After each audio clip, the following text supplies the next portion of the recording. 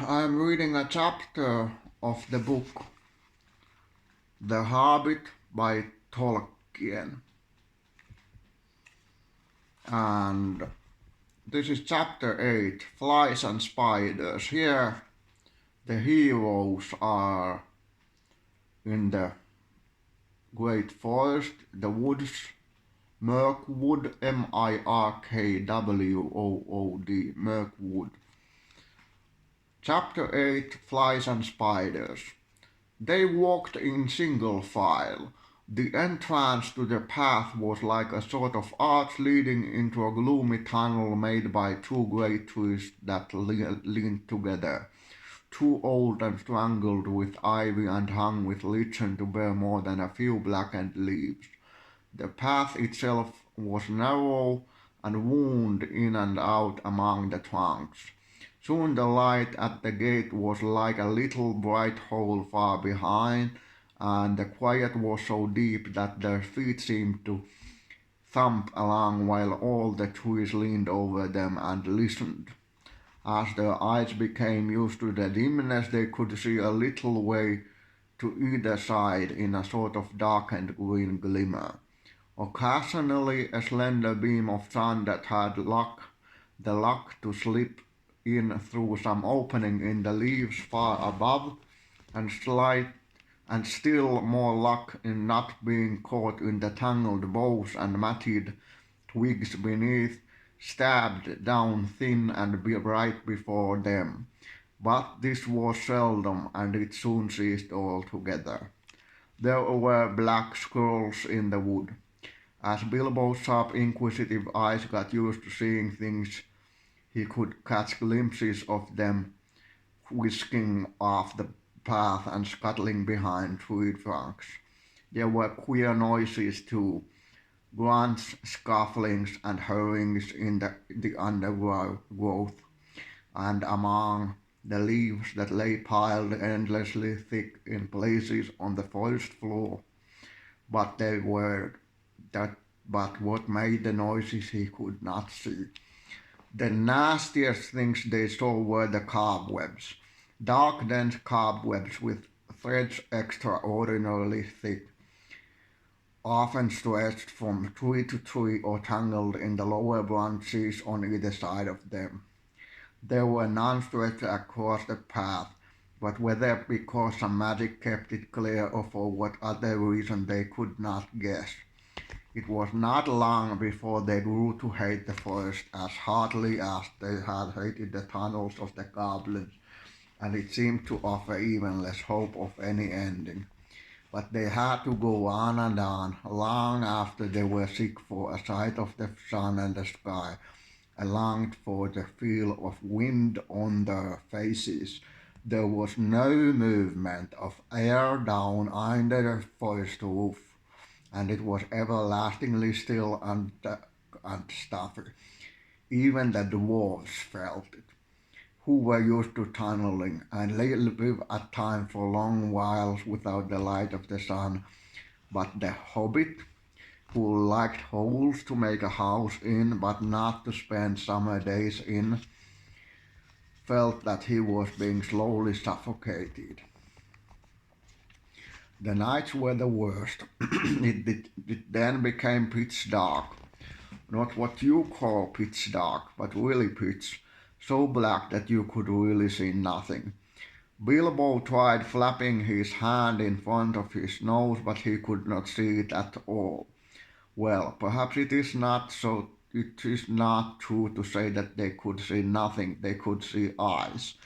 They slept all closely huddled together and took in turns to watch. And when it was Bilbo's turn, he would see gleams in the darkness round them, and sometimes pairs of yellow or red or green eyes would stare at him from a little distance, and then slowly fade and disappear and slowly shine out again in another place. And sometimes they would gleam down from the branches just above him, and that was most terrifying. But the eyes that he liked the least were horrible, pale, bulbous sort of eyes. Insect eyes, he thought, not animal eyes, only they are much too big. Although it was not yet very cold, they tried lighting watchfires at night, but they soon gave that up. It seemed to bring hundreds and hundreds of eyes all around them, though the creatures, whatever they were careful never to let their bodies show in the little flicker of the flames. Worse still, it brought thousands of dark grey and black moths, some nearly as big as your hand, flapping and whirring round their ears. They could not stand that, nor the huge bats, black as a top hat, either. So they gave up fires and sat at night and dozed in the enormous uncanny darkness. All this went on for what seemed to the Hobbit ages upon ages, and he was always hungry, for they were extremely careful with their provisions. Even so, as days followed days and still the forest seemed just the same, they began to get anxious. The food would not last forever. It was in fact already beginning to get low. They tried shooting at the squirrels and they wasted many arrows before they managed to bring one down on the path. But when they roasted it, it proved horrible to taste, and they shot no more squirrels. They were thirsty too, for they had none too much water, and in all that time they had seen neither spring nor stream. This was their state when one day they found their path blocked by a running water. It flowed fast and strong, but not very wide across the way, and it was black or looked it in the gloom. It was well that Bjorn had warned them against it, or they would have drunk from it whatever its color, and filled some of their emptied skins at its bank,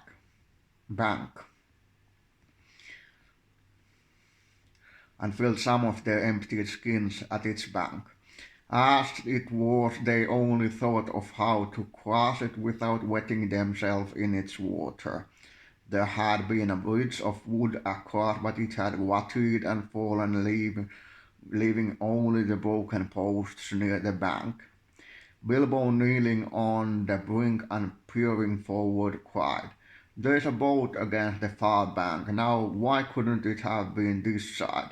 "How far away do you think it is?" asked Thorin, for by now they knew Bilbo had the sharpest eyes among them. "Not at all far. I shouldn't think about above 12 yards." 12 yards. I should have thought it was 30 at least, but my eyes don't see as well as they used 100 years ago. Still, 12 yards is good as a mile. We can't jump it, and we daren't try to wade or swim. Can any of you throw a rope? What's the good of that? The boat is sure to be tied up, even if we could hook it, which I doubt. "I don't believe it is tied," said Bilbo, "though of course I can't be sure in this light, but it looks to me as if it was just drawn up on the bank, which is low just where the path goes down into the water. Dory is the strongest, but Philly is the youngest and still has the best side," said Thorin. "Come here, Philly, and see if you can see the boat Mr. Baggins is talking about." Philly thought he could, so when he had stared a long while to get an idea of the direction, the others brought him a rope. They had several with them, and on the end of the longest they fastened one of the largest iron hooks they had used for catching the backpacks to the strap about their shoulders. Philly took this in his hand, balanced it for a moment, and then flung it across the stream. Splash! It fell into the water. "Not far enough," said Bilbo, who was peering forward. "A couple of feet and you would have dropped it onto the boat. Try again. I don't suppose the magic is strong enough to hurt you, if you just touch a bit of wet rope." Philip picked up the hook when he had drawn it back rather doubtfully all the same. This time he threw it with greater strength. Steady, said Bilbo. You have thrown it right into the wood on the other side now. Draw it back gently. Philly hauled the rope back slowly, and after a while Bilbo said, Carefully! It is lying on the boat. Let's hope the hook will catch. It did. The rope went taut, and Philly pulled in vain. Killy came to his help, and then Oin and Gloin. They tugged, and suddenly they all fell over on their backs. Bilbo was on the lookout, however, caught the rope, and with a piece of stick fended off the little black boat as it came rushing across the stream. Help, he shouted, and Balin was just in time to seize the boat before it floated off down the current.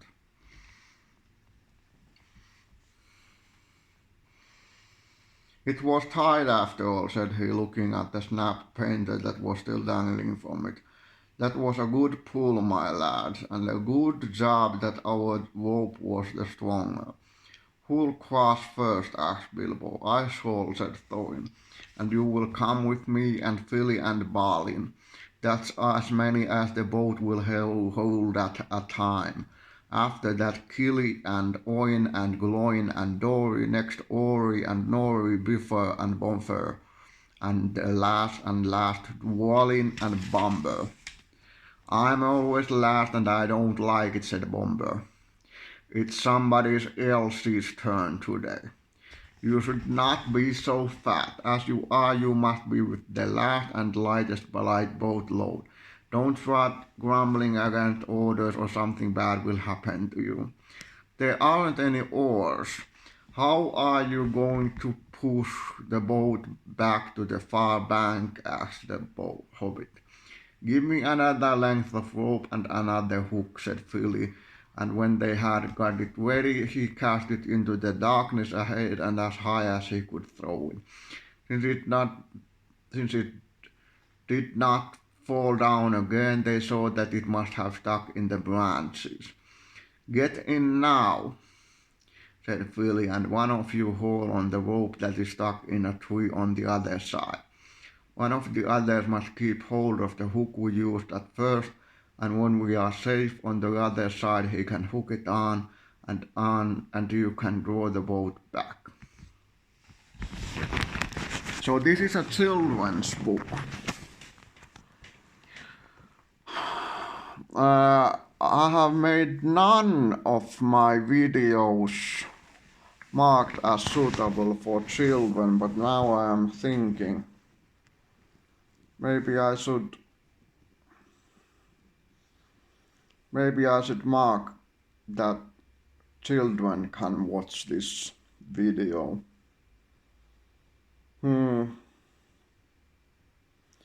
This is an interesting book, even though I am 41 years of age. I read it when I was a small boy. I was underage and a child. I think I read The Hobbit in Finnish in the beginning of the 1990s. Must have been 1990 or 1999, 1991 or 1992. And I was born in 1980. So I may have been 9, 10, 11 or 12 years old when I read it. But as I grew older, I got more interested in J.R.R. Tolkien's The Lord of the Rings and Silmarillion. And I read Silmarillion with interest and care, and I was very interested in Silmarillion. I can actually, I can say that you should read Silmarillion, even though it is one of those books that I think was published by Christopher Tolkien, and he had put it together from his father's notes, J.R.R. Tolkien. And The Hobbit is a children's fantasy book by J.R.R. Tolkien. And The Lord of the Rings is a youth and adult fantasy book by J.R.R. Tolkien, and Silmarillion, I think it is fit for adults. And so this is a good book. I will mark this video as being suitable to watch and listen to by children. Good night.